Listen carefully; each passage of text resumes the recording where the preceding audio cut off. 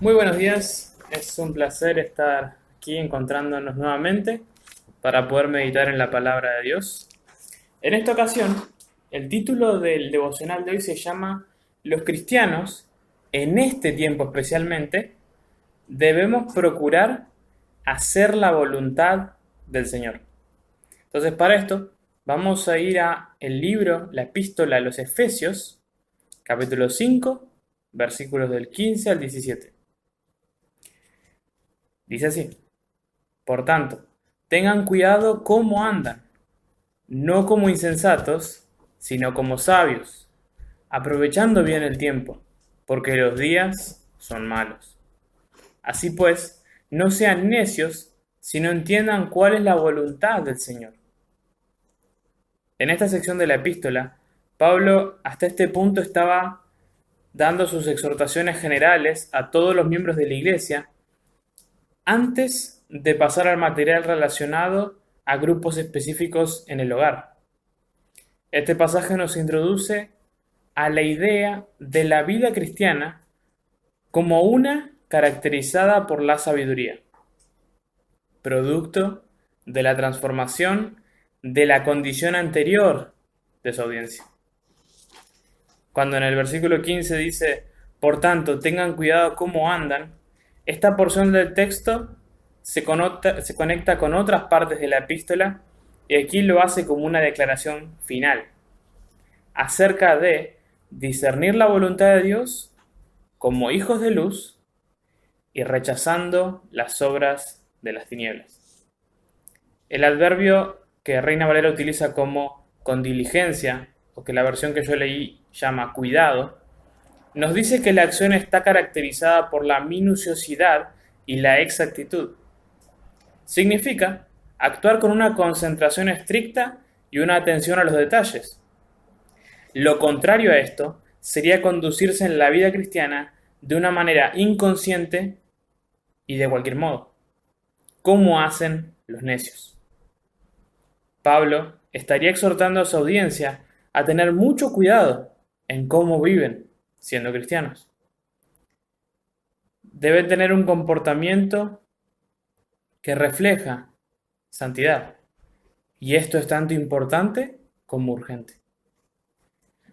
Siendo que no solo son un grupo minoritario, sino que también tienen una forma de vida distintiva, que sería analizada por otros, es que la reputación del Evangelio estaba atada a su comportamiento público. Por esto, necesitaban cuidado y sabiduría. De lo contrario, la causa cristiana sería comprometida, esto es, puesta en riesgo por las acciones y discursos inconscientes por parte de los cristianos.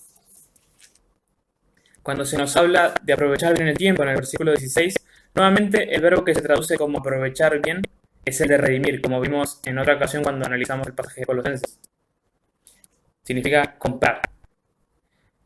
La indicación de que los días son malos podría implicar que, cualquiera sean las dificultades que ahora se encuentren en el camino de su testimonio como cristianos, estas dificultades incrementarían con el pasar del tiempo. Entonces, ¿de qué está hablando aquí?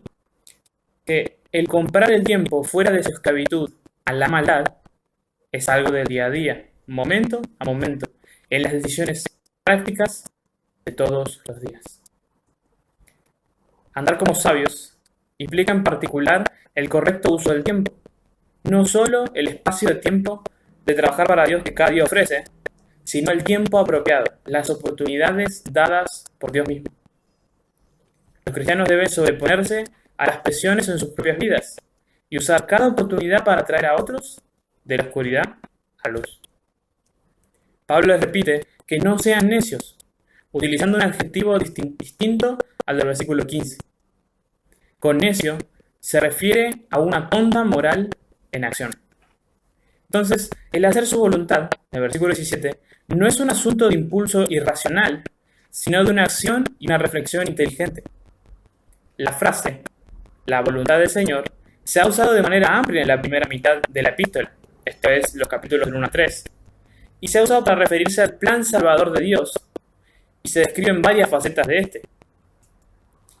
Asimismo, En el capítulo 5, versículo 10, hace unos versículos atrás, los cristianos fueron exhortados a discernir lo que le agrada al Señor. Pero para esto se necesita una comprensión de la voluntad del Señor y cómo ésta se aplica a distintas circunstancias. El objetivo supremo es entender la voluntad del Señor. Esto es lo vital. Y Pablo repetidas veces presenta esta idea de buscar el conocer e entender, y entonces hacer la voluntad del Señor como prioridad del día a día del creyente. Esto es, al ver las cosas como Él las ve y al hacer su voluntad o juicio, el estándar del nuestro y la regla de nuestra conducta. Después de todo, la voluntad del Señor es la voluntad de Cristo. Entonces, a modo de conclusión, quisiera dejar 3 aplicaciones prácticas. La primera es que debemos reflexionar, debemos hacer una introspección, analizar nuestra propia vida y hacernos esta pregunta. ¿Estamos viviendo como necios? ¿Como insensatos? ¿Como en otro momento de la vida, bajo el dominio del pecado, lo hicimos? ¿O estamos viviendo con sabiduría? Y esta que viene de Dios. Segundo punto de aplicación.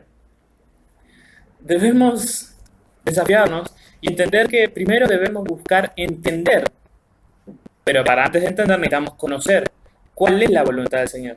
Y todo cristiano debiera ser capaz, a través del estudio de las Escrituras, más allá de la experiencia mística personal que algunos tengan, en las Escrituras encontrar y saber responder cuál es la voluntad del Señor.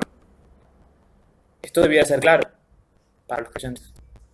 Y tercero, nuevamente plantearnos si es que la voluntad del Señor, la voluntad de Jesús, es la prioridad de nuestra vida. Entonces, ¿qué hacemos con este tiempo? ¿Estamos usándolo para pecar? ¿Estamos usándolo como en otro momento de nuestra vida sin el Señor lo hicimos? ¿O estamos usándolo para hacer la voluntad del Señor en este tiempo y siempre? Pero especialmente en este tiempo, sabiendo que los días son malos. Por eso vamos a orar para cerrar este tiempo. Señor Jesús, en este tiempo que tenemos de reflexión, queremos pedirte perdón, primeramente, en la manera inconsciente y tonta que hemos estado usando nuestro tiempo. Queremos pedir tu ayuda a través del Espíritu Santo para poder ser renovados en nuestra mente, para buscar conocer y entender tu voluntad, y que hacer tu voluntad aquí en la tierra como en el cielo sea la prioridad de todos y cada uno de nuestros hermanos, empezando por nosotros. Por eso, Padre, gracias por tu misericordia y paciencia hasta el día de la fecha. Y por favor, ayúdanos en este tiempo, haznos sensibles a tu voluntad para poder vivir como tú quieres que vivamos. En el nombre de Jesús oramos así. Amén. Bueno, nos vemos. Mañana nos encontraremos para otra reflexión. Que el Señor los bendiga y les mando un fuerte abrazo.